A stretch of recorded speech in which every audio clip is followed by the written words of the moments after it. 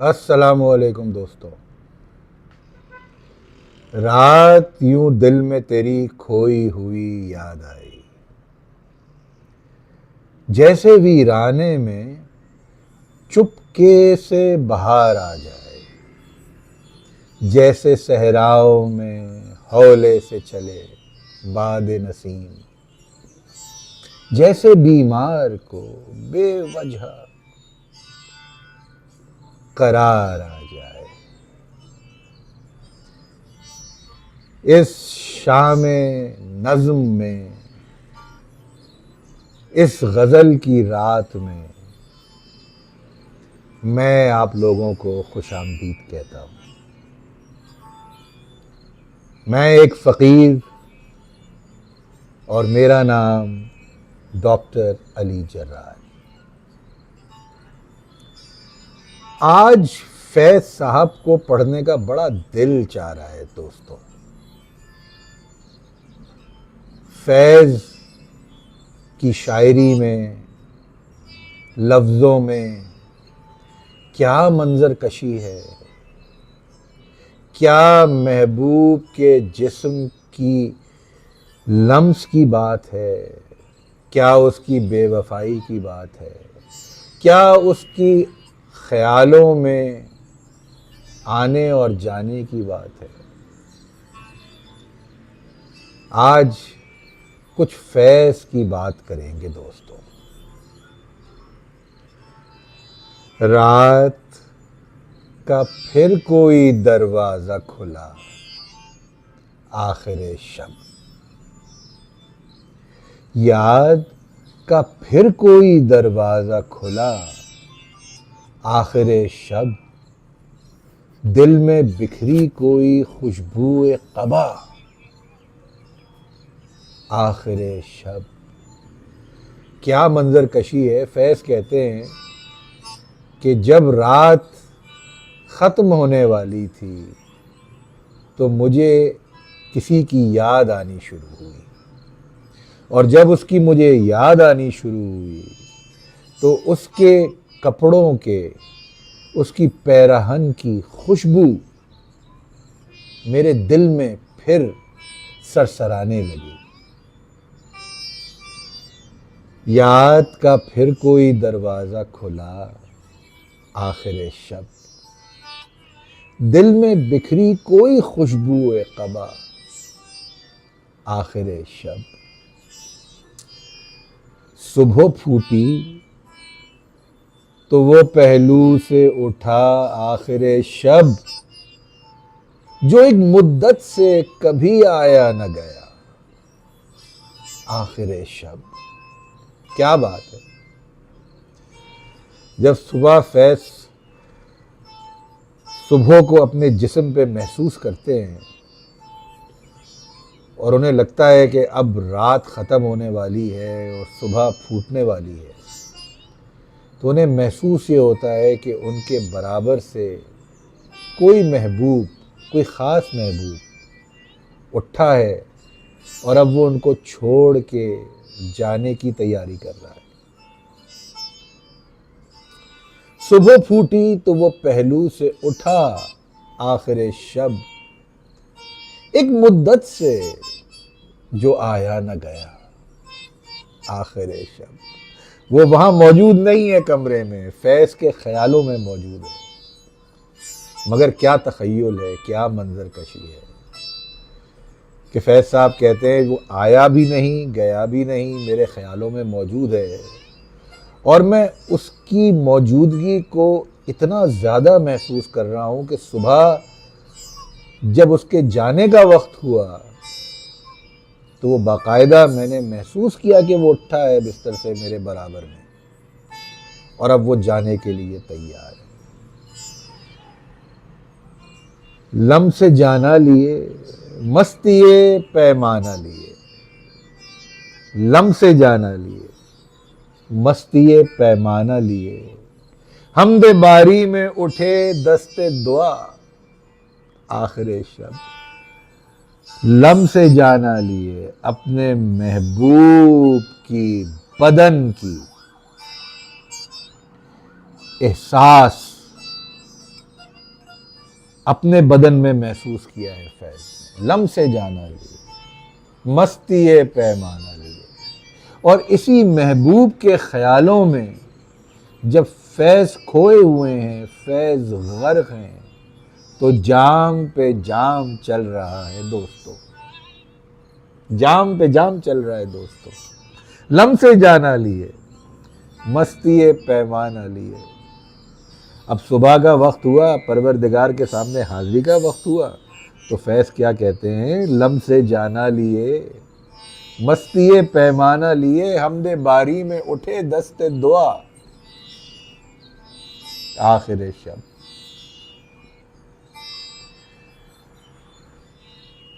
جس ادا سے کوئی آیا تھا کبھی اول صبح، اسی انداز سے چل بعد صبا آخر شب۔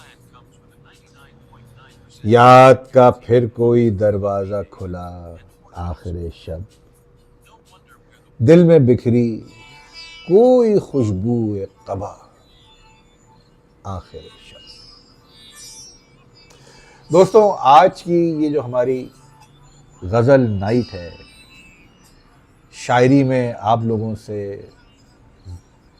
بالکل براہ راست رابطہ ہے، یہ میری زندگی کی پہلی کاوش ہے۔ اس سے پہلے میں کبھی یوٹیوب پہ لائیو نہیں آیا۔ میں نے کوشش کی ہے کہ آپ کے لیے جتنی اچھی فیض کی نظمیں آپ کی خدمت میں پیش کروں، اتنا آپ بھی مسرور ہوں گے، میں بھی مسرور ہوں گا۔ اب ایک فیض کی نظم جو میری بڑی پسندیدہ نظم ہے، مسافر من، اور اس نظم کے عنوان پر فیض کی ایک نظم بھی ہے، وہ میں آپ کی خدمت میں پیش کر رہا ہوں۔ میرے دل میرے مسافر، ہوا پھر سے حکم صادر، کہ وطن بدر ہو ہم تم، دے گلی گلی صدائیں، کریں رخ نگر نگر کا، جو سراغ کوئی پائے، کسی یار نامہ بر کا۔ کسی اجنبی سے پوچھیں وہ جو پتا تھا اپنے گھر کا۔ یہاں پہ فیض ذکر کر رہے ہیں اپنی جلا وطنی کی زندگی کا۔ فیض نے جلا وطنی بیروت میں کاٹی ہے، فیض نے جلا وطنی روس میں کاٹی ہے۔ یہاں پہ روس کا ذکر ہے یا بیروت کا ذکر ہے، اس کا مجھے اندازہ نہیں ہے، مگر یہ ہے جلا وطنی میں لکھی ہوئی۔ میرے دل میرے مسافر، اے میرے دل جو میرے ساتھ سفر کرتا ہے، ہوا پھر سے حکم صادر، کسی نے پھر مجھ سے کہا ہے، مجھے پھر حکم دیا ہے کہ تم وطن بدر ہو جاؤ، ہو وطن بدر ہو ہم تم، دیں گلی گلی ستائیں، کریں رخ نگر نگر کا، جو سراغ کوئی پائے، کسی یار نامہ بر کا۔ جلا وطنی میں آپ کتنی سڑکوں پہ، کتنی راہوں پہ چلتے ہیں، آپ کا کوئی جاننے والا آپ کو نہیں ملتا، کوئی یار کا پیغام سنانے والا نہیں ملتا، یار سے ملانے والا نہیں ملتا، ارے یار ہی نہیں ملتا، کسی یار نامہ بر کا۔ کسی اجنبی سے پوچھیں وہ جو پتا تھا اپنے گھر کا۔ رستے میں کھو جاتے ہوں گے فیض صاحب، اجنبی راہیں ہیں، لوگوں سے پوچھتے ہوں گے بھائی میرا گھر کہاں ہے، یہ میرا وطن نہیں ہے، میں جلا وطن کر دیا گیا ہوں، مجھے بتاؤ میرا گھر کہاں ہے۔ کسی اجنبی سے پوچھیں وہ جو پتا تھا اپنے گھر کا۔ ہوا کوئے ناشنایاں، ہمیں دن سے رات کرنا، کبھی اس سے بات کرنا، کبھی اس سے بات کرنا۔ سارا دن اجنبیوں سے بات کرنے میں گزر جاتا تھا، کبھی اس سے بات کرنی، کبھی اس سے بات کرنی۔ اس کون ہے پتہ نہیں، اس کون ہے پتہ نہیں، ہوا کوئے ناشنایا ہمیں دن سے رات کرنا، کبھی اس سے بات کرنا، کبھی اس سے بات کرنا۔ تمہیں کیا کہوں کہ کیا ہے، غم دل بری بلا ہے۔ ہمیں یہ بھی تھا غنیمت کہ کوئی شمار ہوتا، ہمیں کیا برا تھا مرنا اگر ایک بار ہوتا۔ ہمیں یہ بھی تھا غنیمت کہ کوئی شمار ہوتا۔ اس جلا وطنی کی زندگی میں، اس اجنبی ماحول میں فیض صاحب کو کون جانتا ہوگا؟ یہاں اپنے ملک پاکستان میں تو فیض ہی فیض تھے، سب جانتے تھے، لوگ ان کے اوپر جان دینے کو تیار تھے۔ اجنبی ماحول میں کون جانتا ہے آپ کو دوستو؟ ہمیں کیا برا تھا مرنا اگر ایک بار ہوتا۔ فیض کہتے ہیں کہ میں روز صبح، دوپہر، شام اور رات اپنے اندر مرتا تھا پھر جیتا تھا، مرتا تھا پھر جیتا تھا، مرتا تھا اپنے دیس کی یاد میں، دیس کی جدائی کی یاد میں، جیتا تھا اس امید پہ ایک دن پھر میں واپس جاؤں گا اپنے وطن کو۔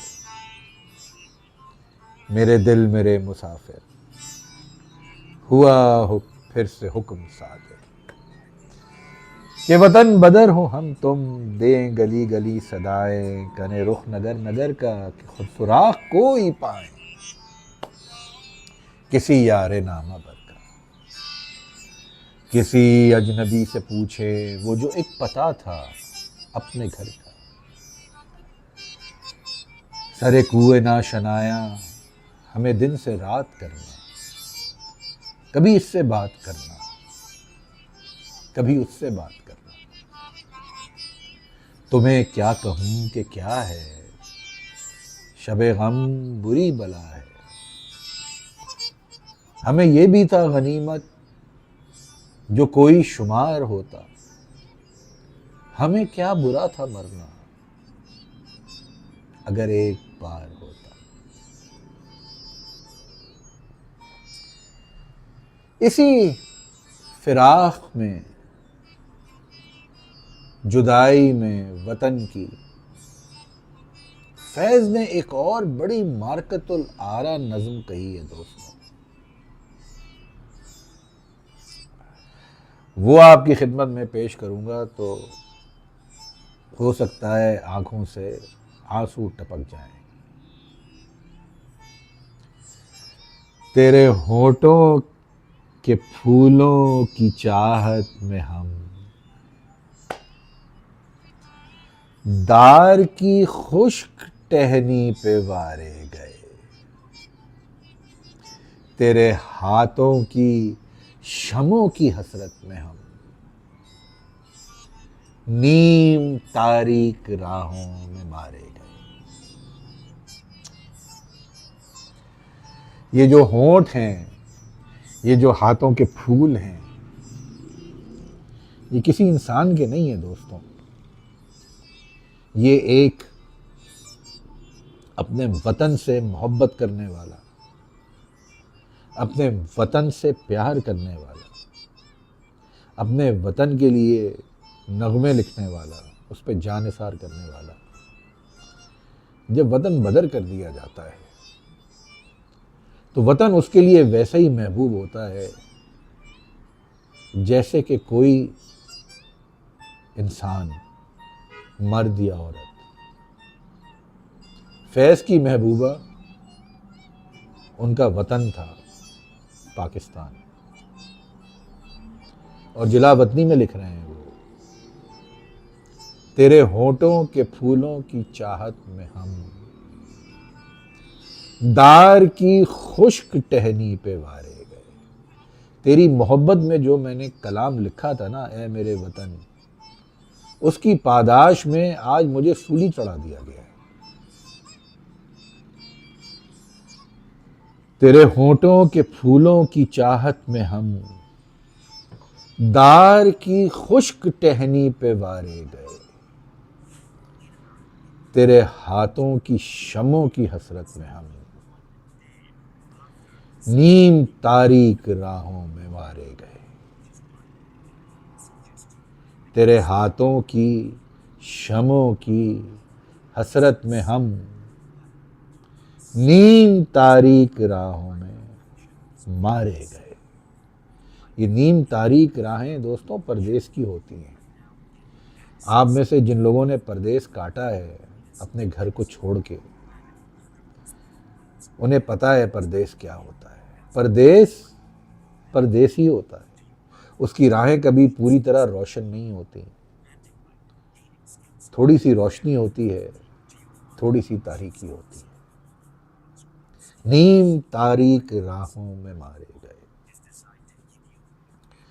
سولیوں پر ہمارے لبوں سے پرے تیرے ہونٹوں کی لالی لپکتی رہی. تیری زلفوں کی مستی برستی رہی. تیرے ہاتھوں کی چاندی چمکتی رہی. جب کھلی تیری راہوں میں شام ستم، ارے ہم چلے آئے لائے جہاں تک قدم. لب پہ حرف غزل، دل میں قندیل غم. اپنا غم تھا گواہی تیرے حسن کی، دیکھ قائم رہے اس گواہی پہ ہم جو تاریک راہوں میں مارے گئے. ہم جو تاریک راہوں میں مارے گئے. نہ رسائی اگر اپنی تقدیر تھی، تیری الفت تو اپنی ہی تدبیر تھی. کیا گلہ ہے اگر شوق کے سلسلے ہجر کی قتل گاہوں میں سب جا ملے. قتل گاہوں سے اٹھ کر ہمارے علم اور نکلیں گے اس شاخ کے قافلے.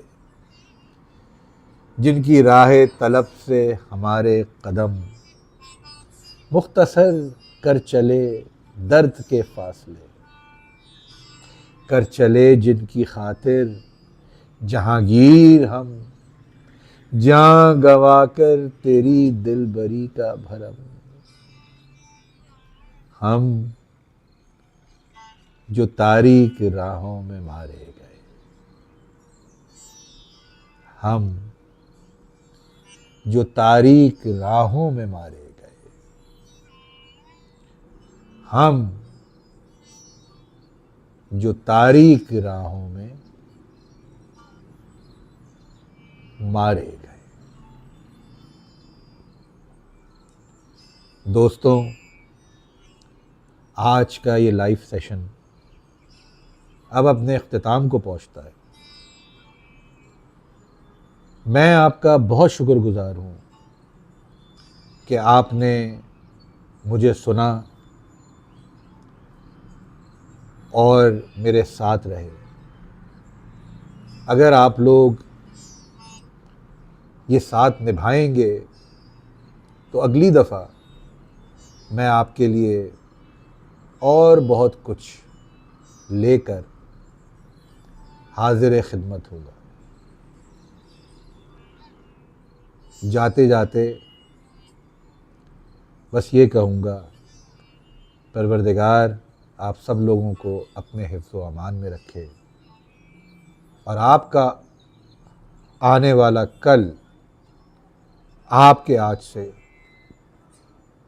بہت زیادہ بہتر ہو. آمین.